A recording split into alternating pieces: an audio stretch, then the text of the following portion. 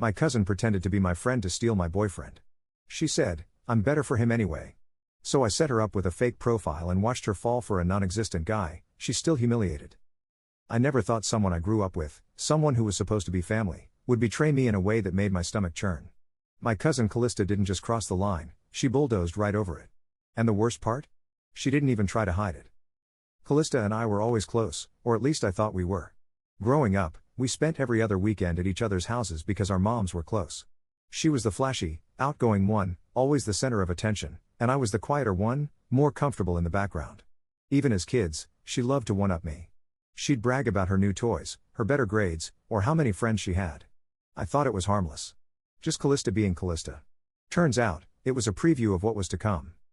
Last year, I met someone who felt like a breath of fresh air. Nico. He was warm, funny, and had this effortless charm that made me fall for him almost instantly. We met at a pub in downtown Buffalo, New York, where he worked as a bartender.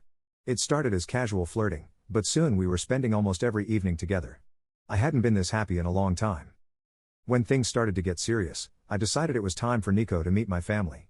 I'd been hesitant about introducing him to Callista. I knew how she could be, over the top and flirty. But I told myself I was being paranoid. She was my cousin, after all.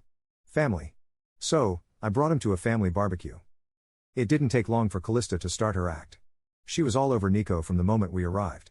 She kept touching his arm when she talked to him, laughing way too hard at his jokes, and making these flirty little comments that had no place at a family event. At one point, she leaned over and said to him, I can tell you're the adventurous type. Alma's lucky to have someone like you. She shot me a sly smile, like I was supposed to find her obvious flirtation amusing. Nico, to his credit, didn't seem to notice, or at least he pretended not to. He kept his arm around me the whole time, reassuring me in his own quiet way.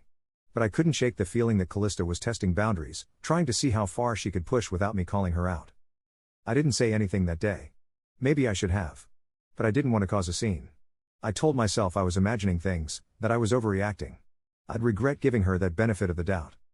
The next few weeks were strange. Callista started texting me more often, suggesting we hang out just the two of us. She'd show up unannounced at the pub where Nico worked, claiming it was a coincidence. I just happened to be in the area, she'd say with a giggle. At first, I believed her. But then it started happening almost every week. It was too much to ignore. The breaking point came one night when Nico and I were relaxing at my apartment. We'd just finished dinner, and he was scrolling through Instagram when he suddenly froze. Hey, he said, holding up his phone. Isn't this your cousin? I glanced at the screen.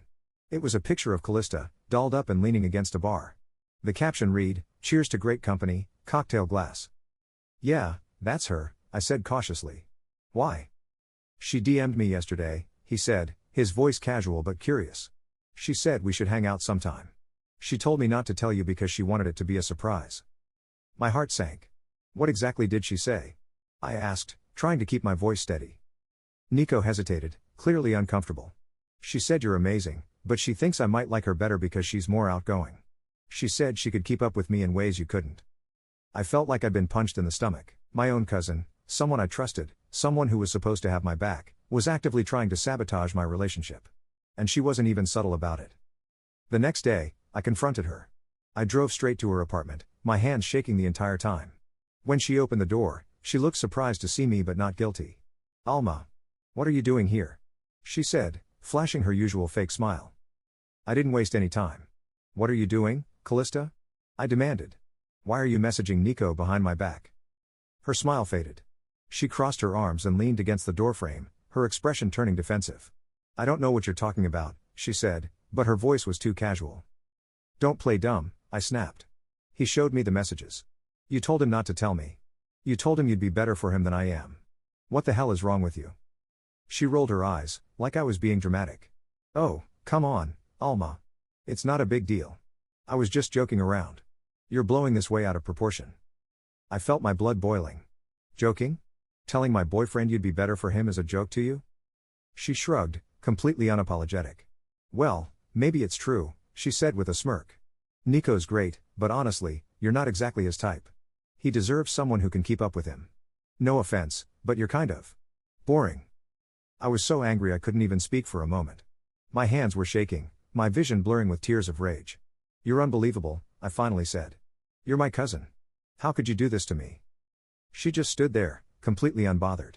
"It's not my fault if he ends up liking me more," she said. "Maybe you should take it as a sign to step up your game." That was the moment I decided I wasn't going to let her get away with this. If she wanted to play games, fine. I'd play. But I'd make sure she regretted ever messing with me.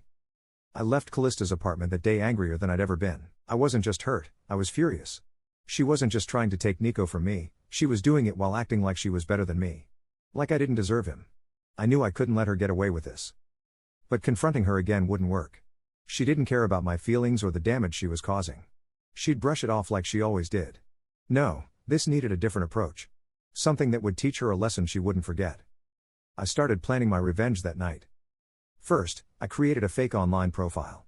It took me hours to find the perfect photos, pictures of a ridiculously attractive man with sharp cheekbones, a strong jawline, and a lifestyle that screamed wealth and adventure. His name? Luca Di Lorenzo. I made him Italian, because I knew Callista had always dreamed of meeting a European man who'd sweep her off her feet. His bio was carefully crafted: entrepreneur, world traveler, lover of art and wine. I even added pictures of a private jet, a luxury villa in Tuscany, and photos of Luca hiking in exotic locations. Every detail was designed to lure her in. Once the profile was set, I followed Callista on Instagram. I liked a few of her pictures, left vague compliments like gorgeous, and waited. It didn't take long. Within a day, she followed me back. By the end of the week, she slid into my DMs with a simple, hi, winking face. Hook, line, and sinker. I made Luca play hard to get at first. I responded sporadically, keeping the conversation light and flirtatious. Callista ate it up. She started messaging me constantly, sending selfies and trying to impress me with stories about her glamorous life. I pretended to be captivated, telling her how beautiful and unique she was. "You're not like other women," I wrote. She loved that. Over the next month, I escalated things. I told her Luca was planning a trip to Buffalo for business and that he wanted to take her out. She was thrilled. She started posting stories about how good things were finally happening and bragging to me about her amazing new guy without realizing I was the one behind it all. The day of the big date finally arrived. I told her to meet Luca at a high-end restaurant downtown, the kind of place she couldn't afford on her own. She spent hours getting ready, posting selfies of her outfit, captioning them with "feeling lucky tonight, heart." But I wasn't done yet. I wanted this to be more than just a prank. I wanted her exposed for the manipulative person she was. I arranged for Nico to be there. By this point, he was fully on board with my plan. He had been angry too, not just at Callista, but at himself for not recognizing her true intentions sooner. We decided he would go to the restaurant, confront her, and make it clear she wasn't getting away with her games. At the same time, I made sure our family would find out. I called my mom and casually mentioned that Callista had a big date that night with someone she'd been bragging about for weeks. My mom, who always loved gossip, made sure to tell her sister, and soon enough, word spread through the family. Callista showed up to the restaurant dressed to the nines, expecting to meet her dream man. Instead, she found Nico waiting for her. According to Nico, her face went pale the moment she saw him. "What are you doing here?" she stammered, trying to play it cool. "I could ask you the same thing," Nico replied. "Were you expecting someone else?" Callista tried to backtrack, claiming it was all a misunderstanding. "I didn't know he was your boyfriend." She lied. "I thought you two had broken up." Nico didn't buy it. "You knew exactly what you were doing," he said, loud enough for the nearby tables to hear. "You tried to steal me from Alma because you thought you were better than her. But guess what? You're not. You're just sad and desperate." People started staring. Callista's confidence crumbled as she realized she was making a scene.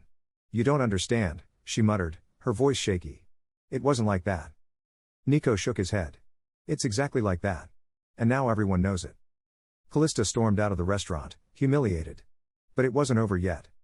When she got home, she found that Luca had blocked her on Instagram. I had left one final message before doing so: "I don't waste my time on fake people. Good luck finding someone who will." The next day, the family group chat exploded. My mom, my aunts, and even my cousins were all talking about Callista's public meltdown. Apparently, someone who had been at the restaurant recognized her and shared the story on Facebook. By the end of the week, everyone knew what had happened. Callista stopped showing up to family events, too embarrassed to face anyone. As for Nico and me, we moved on. The whole ordeal had brought us closer together, and we both learned to be more cautious about who we let into our lives. Callista hasn't reached out to me since, and honestly, I prefer it that way. She made her choice, and she paid the price. Sometimes revenge isn't about being cruel, it's about teaching someone a lesson they'll never forget. And trust me, Callista learned hers the hard way.